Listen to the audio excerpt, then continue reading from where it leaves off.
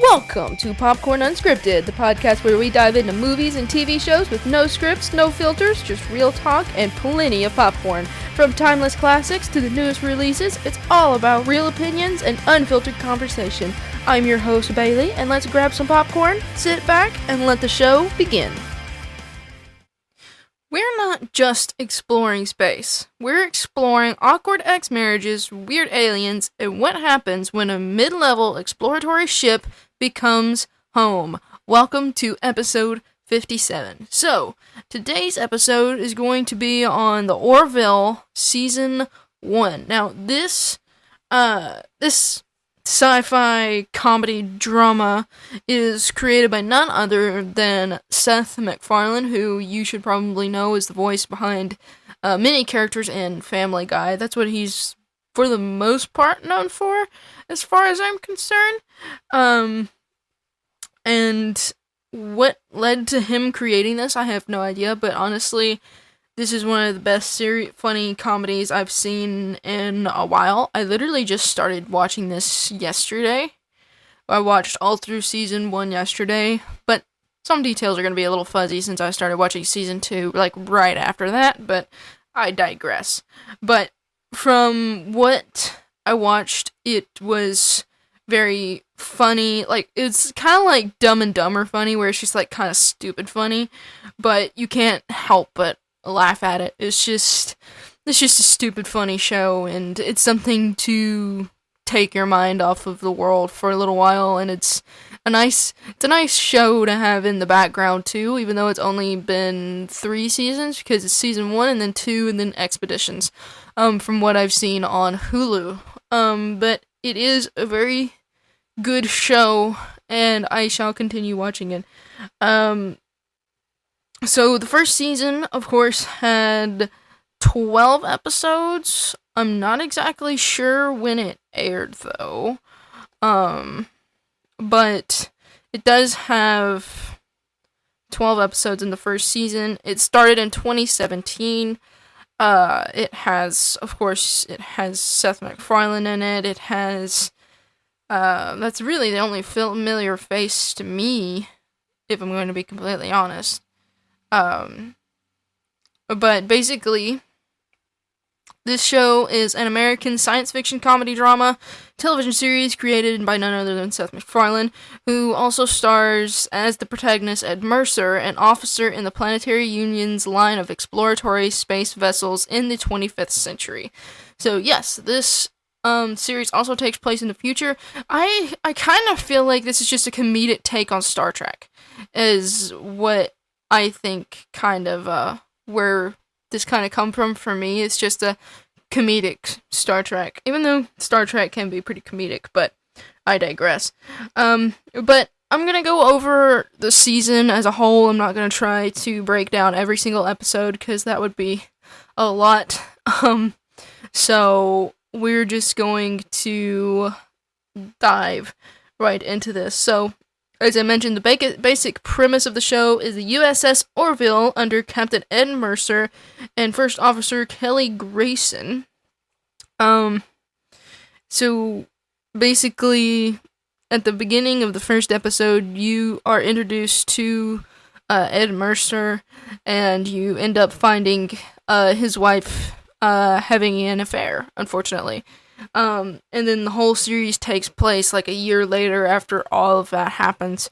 And so it's like a whole spiral type thing. But the major story arcs of this season is Ed and Kelly's relationship dynamics and how they heal not only their friendship, but I do think the love that they used to have for each other does kind of get rebuilt too. And honestly, by season 2, I was just like, why are they not back together? I feel like they should be back together already, you know? Because even in one of the episodes, the guy that she ended up having an affair with ended up coming aboard the ship, and we ended up finding out why she actually cheated. It wasn't because she wanted to have sex with that alien, but it's because that alien was in heat, and she quite literally couldn't resist the hormones that were coming off of him. So could you really blame her if she was acting upon, like, animal instinct at that point.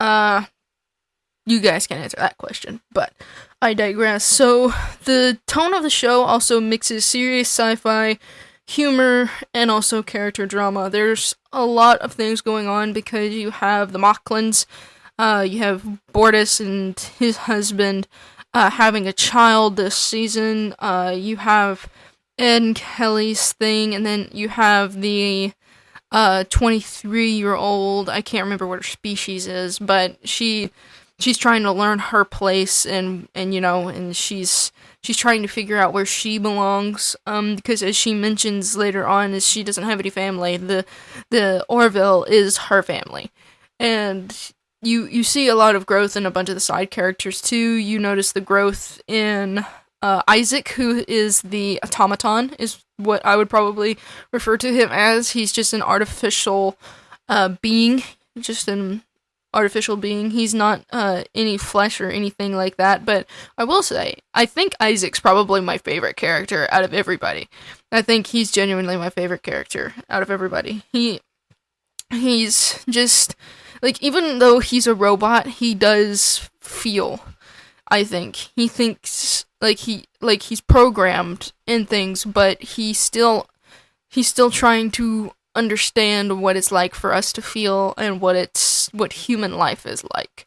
And I think he gets a very good perception of that. He gets a very good, like, he observes a lot. I'll say that. He gets very good observations throughout the season, and he grows and everything as well. And then it's a lot to take in the first season. It's a lot going on in the first season because you have so much going on with these characters, and it's just like you don't focus on any one plot. It's like sometimes there's like 2 plots going on at the same time in one episode, and it's like, but it still all comes together. I think it still all comes together relatively well. Actually, I don't even know if this show has won any awards. I don't even know.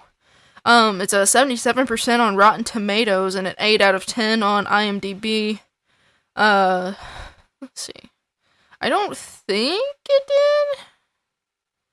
I don't think it won any awards as far as I'm concerned. But let's see. Yes, it had won several awards, including the Saturn Award for Best Science Fiction Television Series and the HPA Award for Outstanding Visual Effects. The show has also received numerous other nominations across various categories. Academy of Science Fiction, Fantasy, and Horror Films, USA, received multiple nominations. Primetime Emmy Awards received Emmy nominations, including for Outstanding Special Visual Effects. The show has also been recognized by organizations such as the Hollywood Makeup Artist and Hairstylist Guild Awards, ICG Publicist Awards, and Young Artist Awards, among others. That's amazing. Is there going to be a season 4? No, I'm getting sidetracked, I know, but, like, there's only 3 seasons, so I wonder okay, so the Orville Season 4 has not been officially renewed, but its future is uncertain and dependent on creator Seth MacFarlane's schedule. While some fans and sources claim production is moving forward and renewal is imminent, these are not officially confirmed. Any potential Season 4 would likely not be released until 2026 or 2027, and the return of some cast members, including Adrienne Palicki, oh my goodness, is not guaranteed. Interesting. So there's not an official renewal. So when does Season 3 come out then? I'm gonna find out. The last season came out in 22? Oh man, that's been several years. That's been a few years ago. Seth, you need to get cracking on this, man. I'm kidding. But, I digress.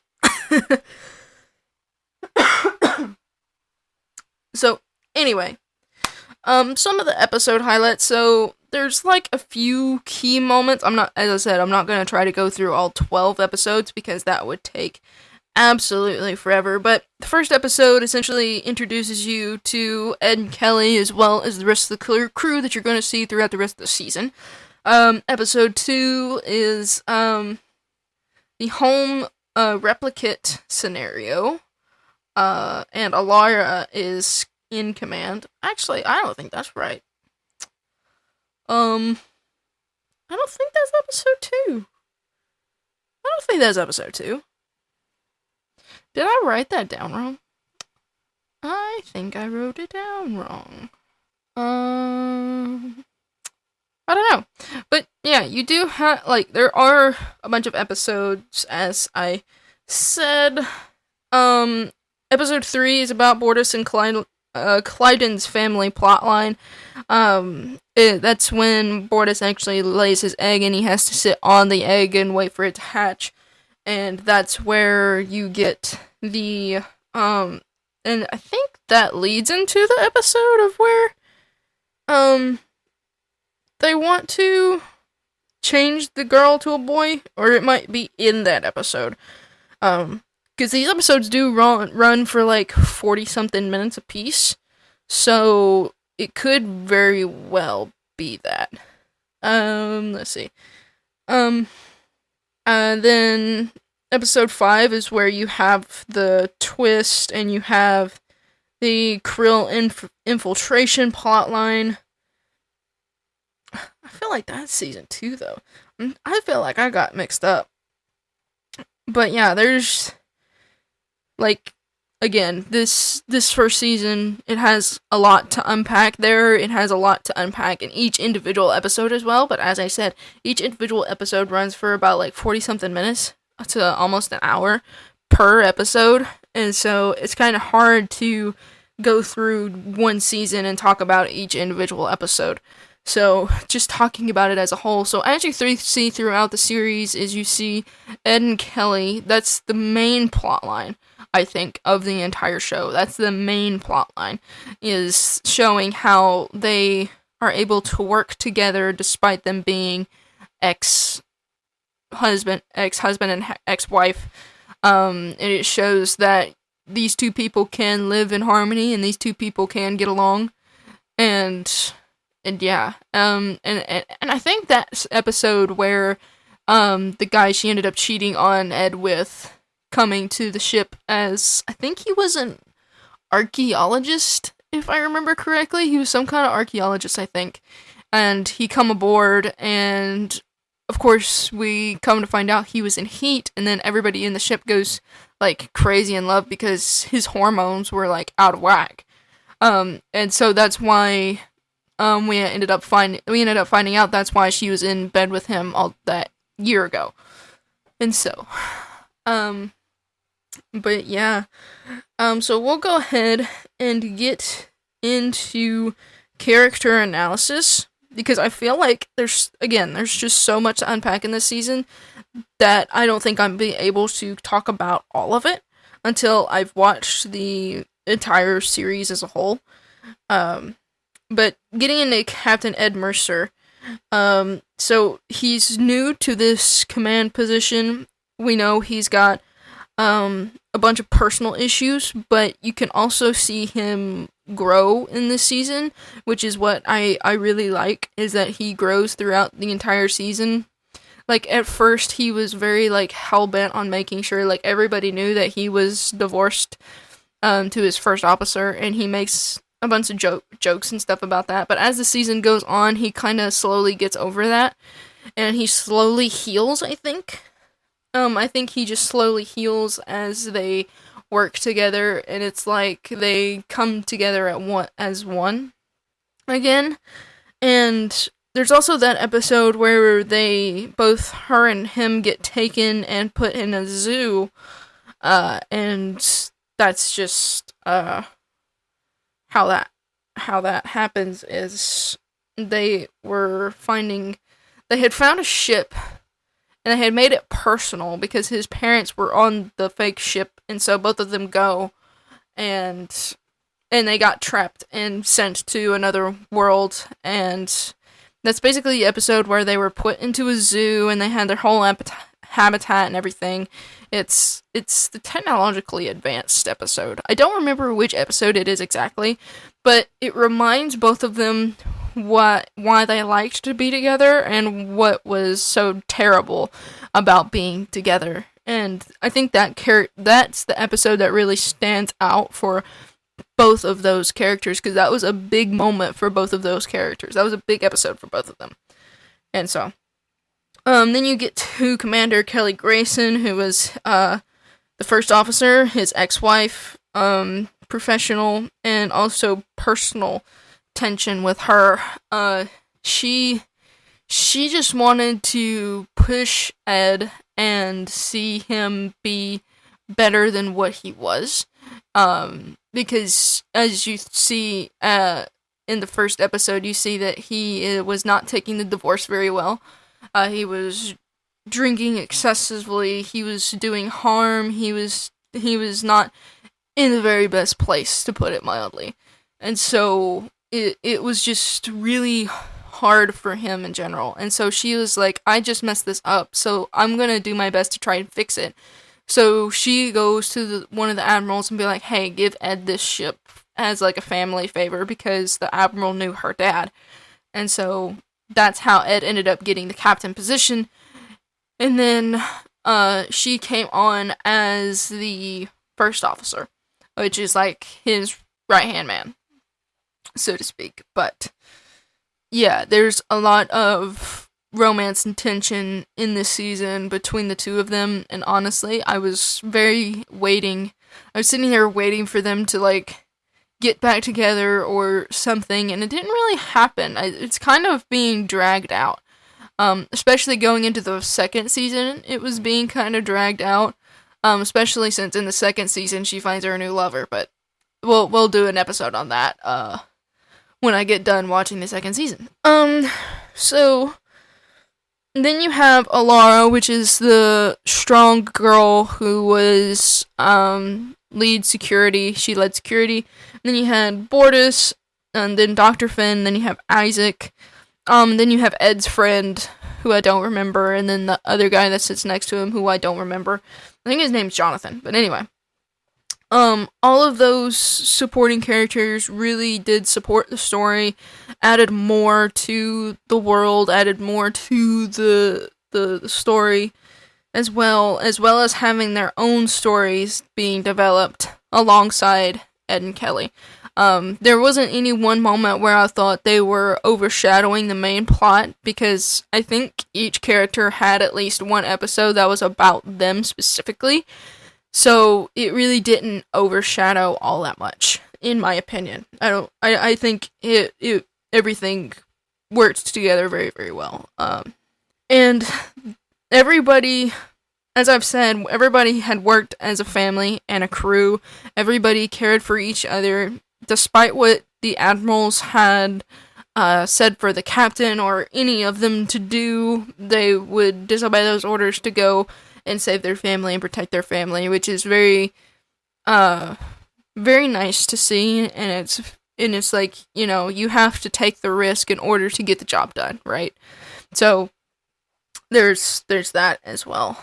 Themes and tone. There is Ed's arc, which is leadership and redemption. At first, he thought he wouldn't have been good for the command position. During going through his divorce with Kelly, until he got offered the command position, the commander position, and he had flourished until he found out that Kelly is the one that actually got him the job in the first place. And so it's just kind of rough, I guess you could say. It's pretty rough, but yeah. Ed's arc, actually, I think, came to a very satisfying conclusion by the end of the season. And such. Ed's a very good character. I think he still puts up with a lot of the BS that happens, but he's not strict as most commanders would be, I guess.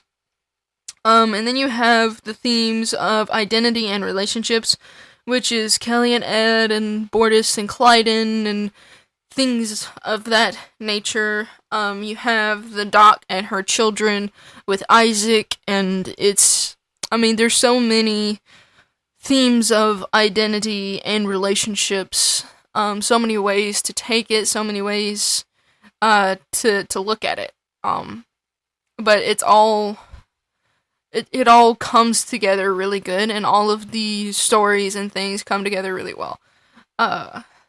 And the balance of humor and serious sci-fi, is absolutely perfect.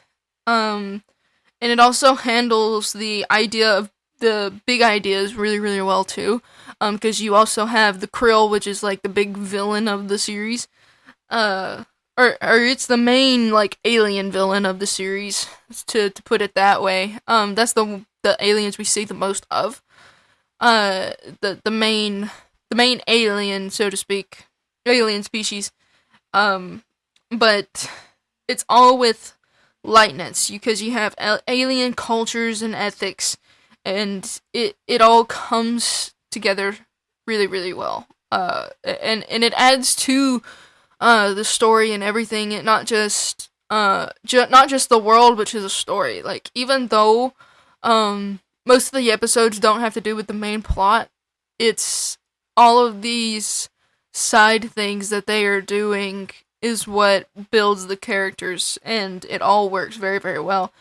And then you have the theme of exploration and conflict. The Orville's missions often mirror human issues. And a lot of the times it's where some of the crew members get stuck on the planet, or some of the crew members get stranded and you have to go and save them. And that's actually very relatable, considering that a lot of the times you have these friends that will sometimes be stranded and you have to like go snap them out of it and pull them back in. Also talking about family again, like, most of the things that you see in the show are real human issues, even though it's taking like more of a light-hearted thing upon it. All of these issues are really briefed and done upon very, very well. So what works versus what doesn't? So there's strong character dynamics and world building. I will agree with that. 100%. It's very strong characters. Love all the characters, even though Isaac's my favorite. And the world. I just love the world that's there. I want to say the year is like 24 something. I know it's the 25th century, so it's like 24 something. I don't remember the year exactly, but I do like how it's like just a funny Star Trek. It's just a funny spin on Star Trek, and I like that a lot. And then there's moments of real emotional impact on like, just like, there's real moments in this show. It's not all about fun and games. There is real moments in this show, and there's real emotional impact on in this show, and it's incredible to watch. It's like you see how all of it comes together, and it's just absolutely incredible. And what doesn't work? So there are in some episodes where there are some tonal inconsistencies, such as the comedy versus drama. Like, sometimes you'll have one or the other, or you'll have both at the same time, and sometimes it doesn't really work. But in my opinion, I think Seth MacFarlane did try his best to make it work. Considering it was up for many awards, I think he did it well enough to make it work. Even those inconsistencies, I think those inconsistencies maybe make the charm of the show. I think, even though they are very inconsistent, I think it's very, how do I put it? It just makes it better, I think. It's like its own little bit of charm. And then there are some episodes that feel a bit formulaic. Oh my gosh, I can't speak. Formulaic. Oh my gosh. anyway, or the episodes are less impactful. There are a few episodes that are like that, but I think it's maybe because it's trying to give a better spin on things, or maybe a better understanding upon things. I'm not exactly 100% sure, but yeah, yeah.